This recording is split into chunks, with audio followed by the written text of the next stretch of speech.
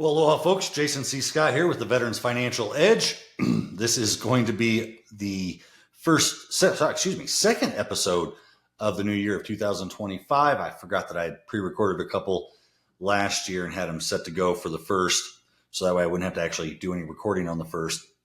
Recording right now on 7 January. This will be released tomorrow, and going to cover a few topics, or three items actually, and then we'll go in depth a little bit, just short and sweet. But I'm really excited for our next episode. I will have a J6er, for those of you who don't understand what that is, January 6th, a detainee that was literally wrongfully detained and held for 28 months without any type of legal representation, without going to trial, any of that stuff, right? And is a local businessman here in Colorado Springs. So I'm excited to have him on the next show, and you guys are going to love that. His story is just insane. It's incredible. Yeah, I mean, the amount this man went through was nuts. But that being the case, the title of this week's episode is Anybody More Confused About 2025? And we're only basically a week in, right? So you're going to want to buckle up. We got a little bit to put out there, and let's get this one started.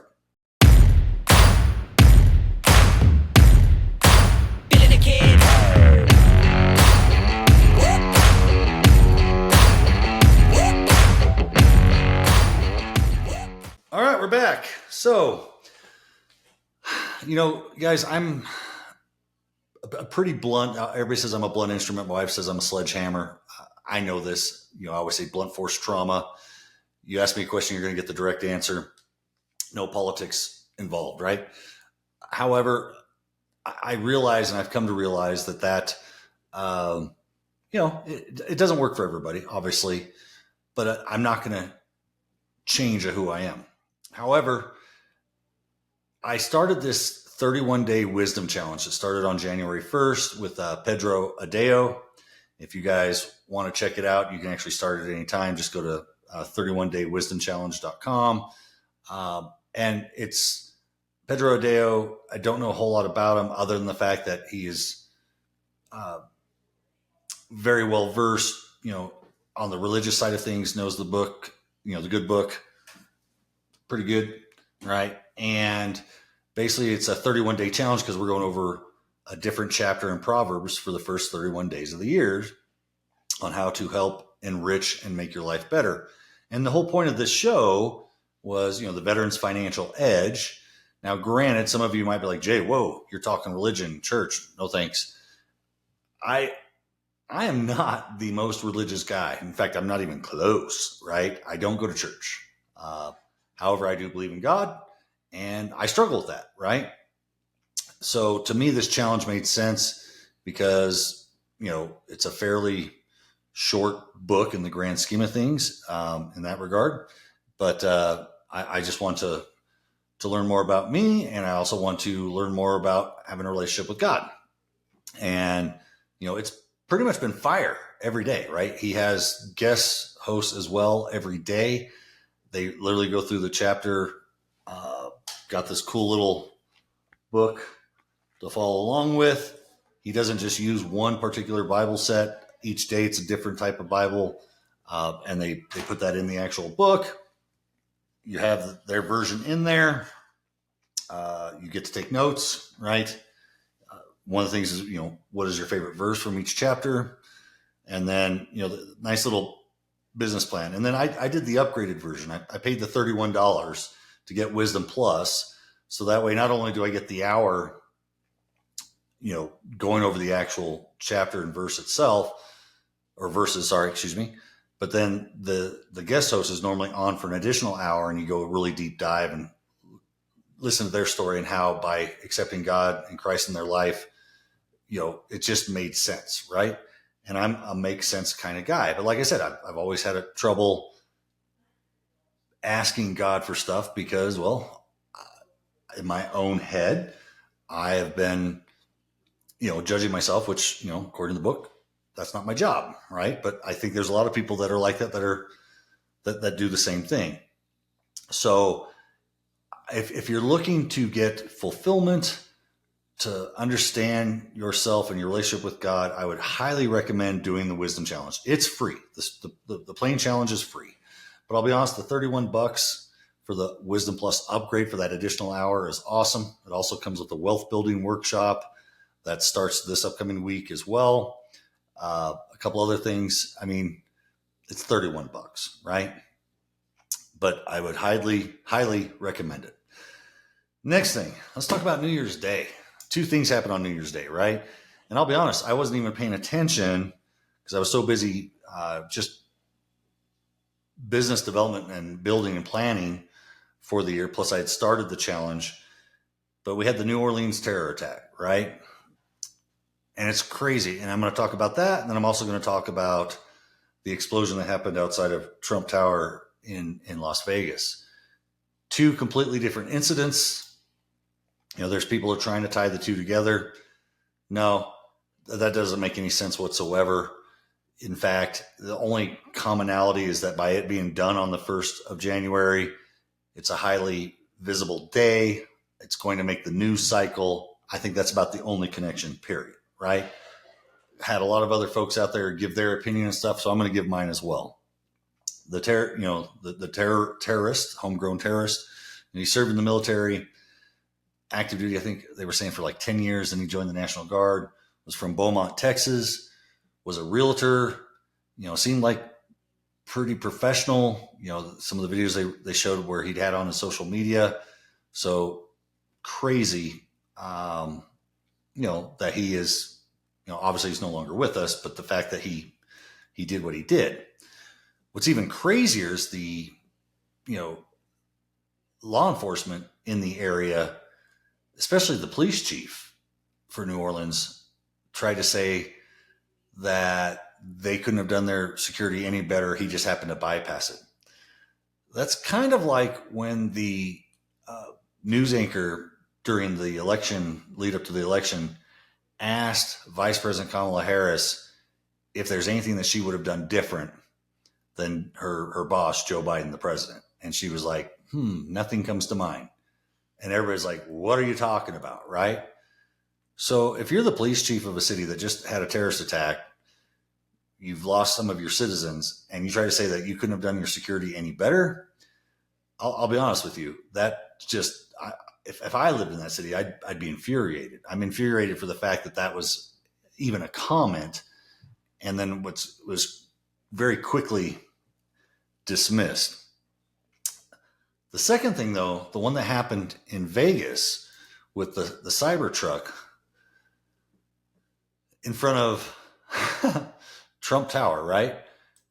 Now, I served 20 years in the Army. Obviously, you can see from my wall all the different stuff, right? Multiple combat tours. And, they're saying that the gentleman was an 18 series, Special Forces Green Beret. And he was well-versed in, obviously, explosives. I mean, as Patrick David on his podcast said, he was a BMF, bad mother effer, right? And to be as qualified as he is, do you honestly think that he would have personally chose a Cybertruck and made a makeshift bomb? Now, this is a guy that could literally, truly make a bomb that could level a building, but his IED was in a Cybertruck, which is known to be a pretty BMF truck filled with gasoline, fireworks, and be a homegrown terrorist. Then you start stringing all the dots together. The body was charred beyond recognition, but yet the passport survived and the military ID survived. And, by the way, the 50 cal Desert Eagle pistol, which just so conveniently happened to be between the body's legs in the vehicle.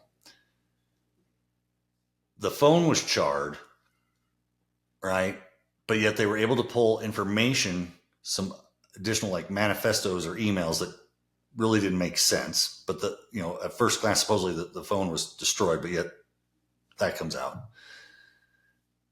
The body that was found has a massive hole in its head from the 50 cal. And then the 50 cal just magically lands in between your feet. That doesn't make a whole lot of sense. The 50 cal, the Desert Eagle, is a massive handgun. if you're going to try to blow your head off, I'll be honest with you. Now, granted, they didn't say where the entry or exit point was or where he actually positioned the pistol, but to do that with one hand or two hands, just think about it. That's an odd, it's not exactly comfortable. You don't have the most control. What are the odds that that gun is just going to magically land in between your feet? 2, the fact that the passport and the military ID card pretty much unscathed. But then they move forward and they say, well, his DNA didn't match that of his child. Now, I think they tried to play a flip on that to think that maybe he did it because he found out that the child wasn't his. I think it's going to come back and bite him in the ass, because if it didn't match his child and it truly is his child, then that's obviously not the Green Beret that's inside the vehicle. Sean Ryan did an episode where he interviewed a gentleman, a retired CW3, Chief Warrant Officer 3, that was in the intel field that worked within JSOC, where he had received an email request from the Green Beret. And then the email that he actually posted for everybody to view, there was some oddness to it as well, because when you're typing up an email, and if you misspell something, you're going to get a little red squiggly line underneath the words that you're trying to type. But when you send it, you don't actually see that when you're reading it. And the email that they posted, you could see the red squiggly lines, and they were claiming that that email is what they had just received. So it seemed a little weird, unless, you could probably, say, okay, well, what they were showing is he was trying to forward it to someone else, maybe when they were forwarding it to the FBI, because if you do take the same message, try to forward it, who knows? It's just a little sketch, right? However, the email was very well written. It made sense. It was a little outlandish, right? But didn't compare to anything to what they found supposedly on his phone with all these other manifestos. I mean, it was written by 2 completely different people. So it didn't make sense. But if you're not tracking, you should check out the Sean Ryan episode. I wouldn't take the entire interview at face value, but it does make you pause to think that there's something more there, right? And I believe the reason why, this is my own personal thoughts, why the Green Beret chose 1, the Tesla truck, and 2, in front of Trump Tower, and 3, on New Year's Day. Well, let's be honest, New Year's Day, highly visible day, a lot of stuff going on. You want to bring attention to something. And if you want someone to know, you got President Trump that's coming into office. So if you do it in front of Trump Tower, obviously that's going to get his attention. Cybertrucks owned by Elon Musk, right? Elon Musk is part of Doge, right? And when you watch the Sean Ryan episode, the whole point of his email was to talk about an operation that happened, that was under his watch, or he was part of, in 2019, that got covered up. So if that's truly the case, it makes sense that you would do it that way. I firmly believe that Green Beret is still alive, but that's just me, right? Unless you can prove otherwise. I'm not going to use the word conspiracy or anything like that garbage, because honestly, that word has been used so often to pigeonhole people, to make them think that they're crazy. But honestly, the root of conspiracy is basically for you to think, question, right? And with everything that's been going on this year, I'm not afraid to question anything or everything, right? And I believe you should as well. So those were the 2 biggest items so far. And then yesterday, January 6th, you have the election confirmation at the Senate, and the president of the Senate obviously being Vice President Kamala Harris. And if you watched it at all, because they, the stuff that you see on social media, you don't really see everything. It was very interesting to see the fors and against within the House currently and the Senate currently. And I don't think there's going to be anything easy or normal this year. I think the new administration is going to have their hands full. I do believe they're up to the task, though. We have seen President Trump in office once before. He kicked butt without really having the best stuff around him. He has assembled an amazing group of folks. If all of his nominations get confirmed, we could really see some good stuff happening. I think, in the U.S. In the financial sector, if you're trying to buy a home right now, rates are still high, right? You're never going to hear me say, date the rate, marry the mortgage. I'm not a big fan of that. I don't like that at all, because then you're basically gambling with the unknown. If you can afford to buy the home, no matter what the rate is. But you have to be able to afford it at whatever the market rates are. And just know that, yes, I can commit to this payment. I can afford this home. Whether rates drop or not, I know I can afford that. And that is the best way to go about it. That being the case, wintertime is typically a very advantageous time for buyers to go and make offers on homes, because you have your serious sellers out there that are trying to sell their home, and you're not going to have as much competition. We get into the spring market, though, if rates start to drop, and with the supply being fairly low considered across the country, there's only about 1.2 million homes listed or available for sale across the country. You've got over 1.9 million people that are eligible to buy a home. Do the math. We saw it in 19, 20, and 21 when rates dropped ridiculous, which was great for buyers. However, it was also horrible for buyers, because the supply is so diminished that people were literally putting in 25, 30, 35 offers and getting rejected before they finally got an accepted offer, because you were competing against everybody else. And then you had people buying homes for over list price. I mean, it was insane. I remember seeing, not of my personal clients, but within our company, where people were doing a loan on a home where someone paid $100K over asking, which that wasn't uncommon. There was quite a few markets where that was normal. I was just like, wow, that's insane, right? So that's the silver lining. If you can afford to buy a home right now, I think you seriously should go out and shop and start looking, because the buyer's pool is smaller.